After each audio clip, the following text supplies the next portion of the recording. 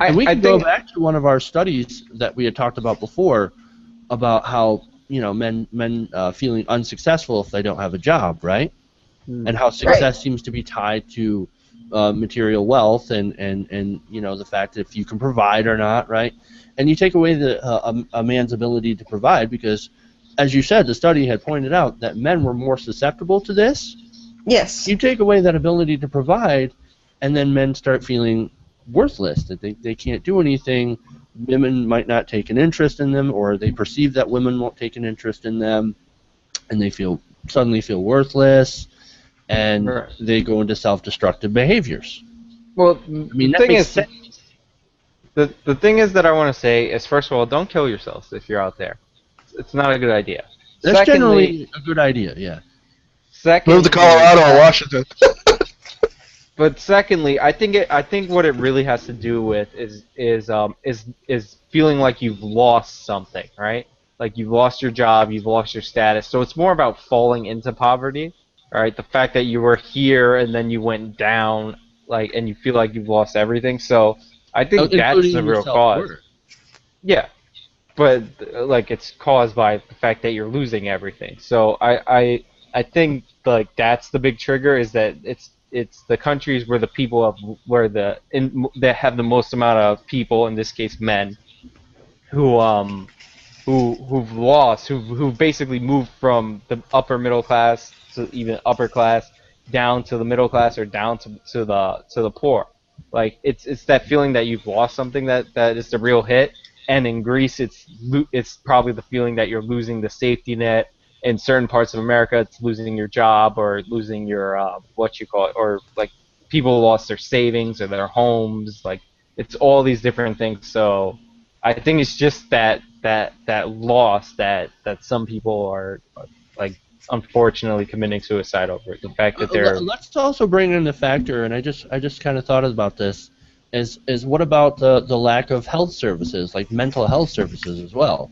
Or You physical cut back health. on those kind of services, and people can't get help as well, and that can lead to depression and suicide as well.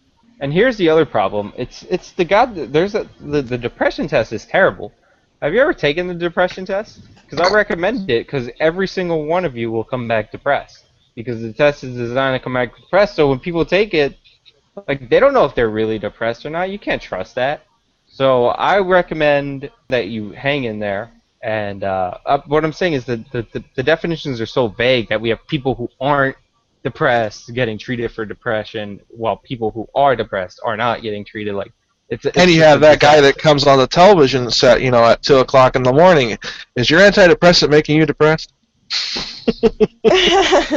Yeah. Oh yeah, But, absolutely. But there's definitely been an epidemic of depression and anxiety in this country. I mean, why else would Big Pharma be making so much money, billions of dollars every year on antidepressants and anti-anxiety medication, things like Xanax and Prozac and, Zoloft. You know what? Screw all those medications. You know why? You should all smoke weed. It helps. I mean, it does. We laugh, but it helps. Yeah. Depends what strain you get. Well, I mean, to not to be a Debbie Downer, but marijuana doesn't help in some cases where you actually have a pre-existing psychosis condition. Like some people say that marijuana leads to psychosis, but that's not actually true. It's just people with psychosis sometimes are more gravitated towards marijuana. So if you have a serious medical problem, you should see a doctor. But if they give you shitty depression meds, then you should probably smoke marijuana. I remember I heard a story about the governor of Puerto Rico. He fired a whole bunch of people from their government jobs, and one woman was so upset, but then she started a business and named it after the law that got her fired. Right? So there's opportunity. Just don't kill yourself. Yeah, I mean, I get what Sean's saying. Obviously, if you feel that you are so depressed that you're going to commit suicide, reach out to someone. Don't stay alone. You don't have to be alone. There are hotlines that you can call. There are non-state funded hotlines that you can call. They're toll free.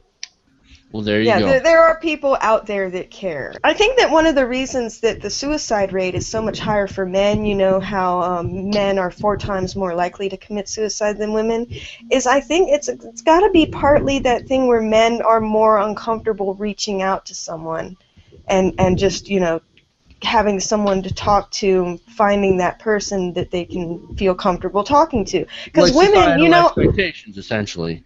yeah, because you know, women all the time, you know, they have their girlfriend that they can vent to. They have, you know, their mother, their sister, their brother, or their, you know, best friend. Someone usually, you know, that they can, you know, get some comfort from. And from my experience, you know, even with my own brothers, it seems like, you know, they are really hesitant to reach out to someone. I always hear from my brothers the least when their lives are kind of going insane and they're in a pit of depression. It's when they need people the most is when they don't reach out for them. Right, and you also got to remember there's a cultural aspect. Like you put so much status on you put so much Material status wealth. on your job and Hmm. your wealth. I mean, that's why, and I don't want to randomly throw them under the bus, but that's why Japanese people, or Japanese men in particular, kill themselves, I think, at the highest rate in the world, is because there's so much status, there's so much cultural significance on being a successful, like, male in that culture, and we have Right. a lot of that too. So, like, there's a lot. There's losing. There's feeling like you've lost everything, like losing your retirement, so you feel like you lost your future.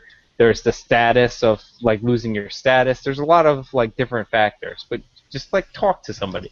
It's not a big deal. Just Right. call I somebody. agree. Yeah, talk to somebody. Like if you're gonna Right. kill yourself, you might as well call somebody. Like, I mean, Yeah. Right. What are you gonna lose? Well, yeah, I what do you got to lose? So, I know the Jerry Seinfeld thing is the biggest fear people have is public speaking. So the second biggest is death. So the guy giving the eulogy at the funeral is worse off than the guy who's actually dead. Like that's the Jerry Seinfeld little thing. Jeez. right. But just talk to somebody. It's not a big deal. It's not as bad as you think.